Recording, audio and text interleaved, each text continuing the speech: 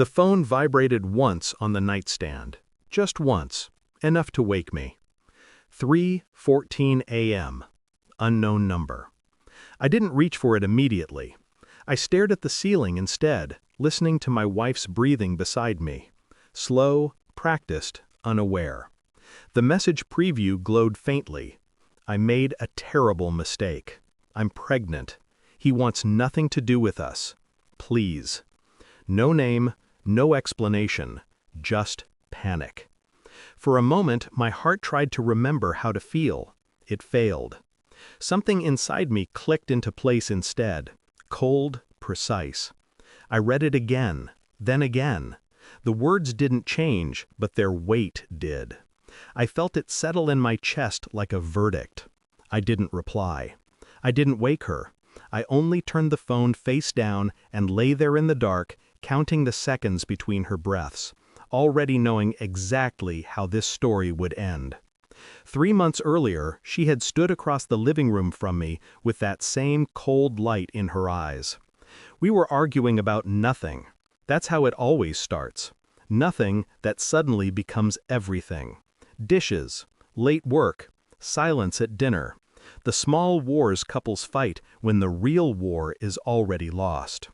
Her voice had sharpened into something poisonous. "You're insecure," she sneered. "My ex was better in bed than you'll ever be. I still think about him." The words didn't sting at first. They landed too cleanly, too deliberately. She watched my face as if waiting for movement in a corpse. I remember nodding, softly, as if she had merely commented on the weather. That night, while she slept, I packed a single bag. No notes, no drama, just absence.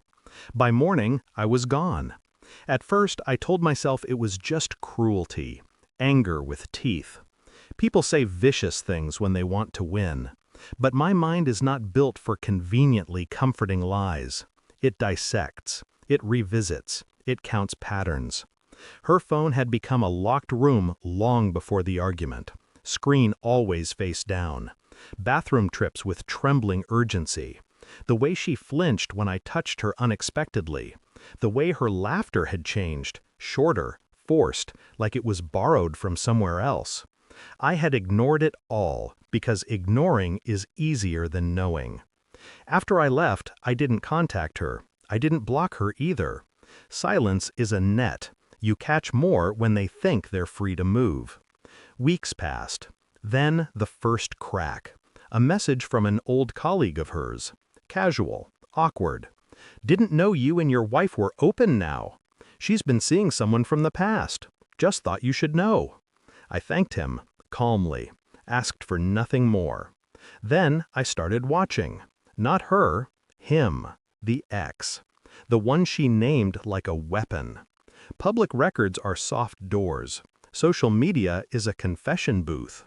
He had returned to the city 6 months before our fight. New job, new apartment, no mention of a relationship, no trace of her. Men like him never post women they don't plan to keep. I pulled phone logs from our shared account. The pattern was surgical. Calls during her yoga hours, messages that vanished, gaps where conversations should have been. The silence told me more than the words ever could. Still, I said nothing. Because truth tastes better when it ripens. When I finally confronted her, it wasn't with anger, it was with paper. A neat stack laid on the kitchen table between us like a quiet autopsy. Call records, dates, times, locations. Her eyes moved faster than her thoughts. Her mouth opened, closed. The color drained slowly, as if her body needed time to accept what her mind already knew. "You followed me?" she whispered. "No," I said. "You left footprints. I just noticed." She cried then, loud, ugly, theatrical. She reached for me across the table as if distance were something she could still negotiate. "It didn't mean anything," she sobbed. "It's over, I swear." I studied her face the way one studies a stranger on a train. Familiar features. "You told me," I said quietly, "that you still think about him."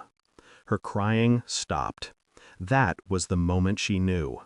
I left after that conversation, for real this time. New city, new number, a clean life built on intentional absence. I didn't want revenge, I wanted erasure.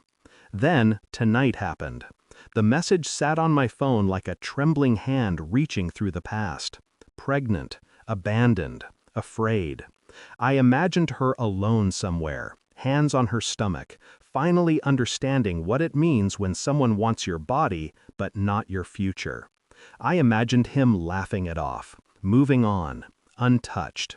For half a second, a ghost of the man I used to be stirred, the one who might have gone back, the one who believed in repair. I opened the message one last time. Then I blocked the number.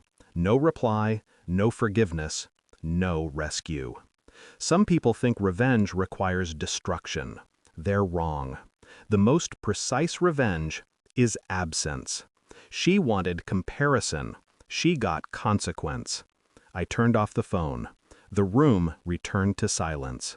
Somewhere, she was likely crying into the dark. I never look back.